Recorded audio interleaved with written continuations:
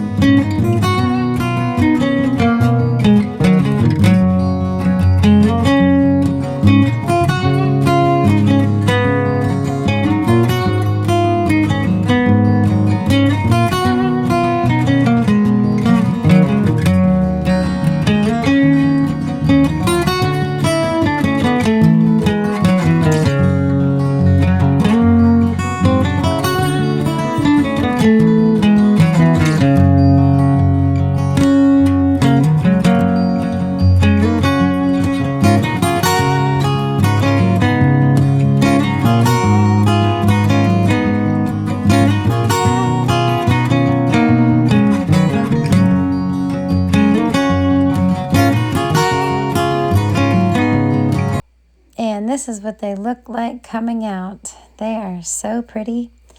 In one batch, I did not add vinegar in my canner, and they look like a hot mess they look like there was a fog around them. And then this is a half a bushel of tomatoes, and my Jackie, it wants to help. He is guarding the tomatoes from Tigger. He thinks he's going to steal them. But he is a big helper, and Blessing's in the background helping too. And I am using this sieve. I got it off Amazon, and I'm straining out the seeds and the peels because I'm going to make it a smooth tomato sauce. And I'm also going to be making a homemade ketchup as well, and they both turned out amazing. I've never made ketchup before, so I was excited to make it. It had all these beautiful spices like nutmeg and clove, and then it had vinegar and sugar, and it turned out super delicious. And there that is. It works really good. I love this.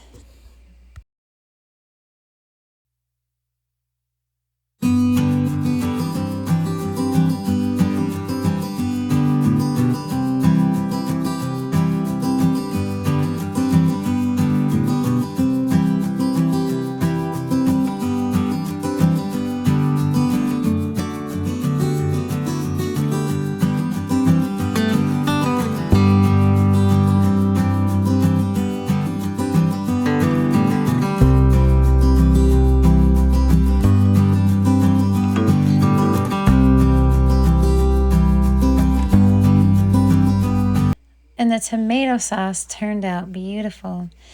I am super excited. I think we have about 57 quarts by now, and that should last for the whole winter. And I had found this wreath. Somebody was just giving it away, and I refurbished it. I got some Dollar Tree decorations. I made my own bow, and it turned out wonderfully. And I was peeking on Jack Jack, and I caught him smelling the flowers. He's such a little precious baby, and he has such a kind heart. I love him so much. He is such a good boy. He's a little angel.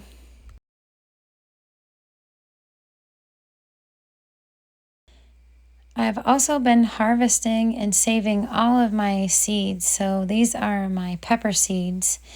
I've been saving them, and I've been saving my jalapeno seeds and my banana pepper seeds.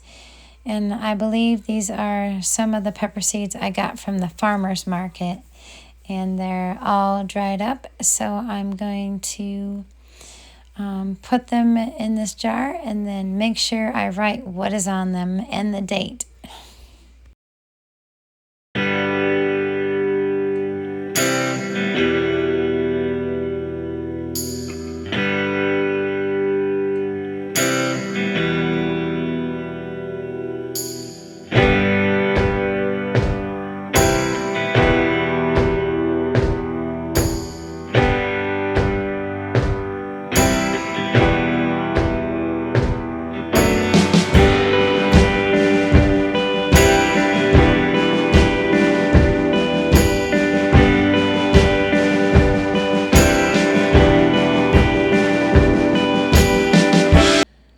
I've been saving all my little spice jars that I get at the store and that I run out of because they're so tiny.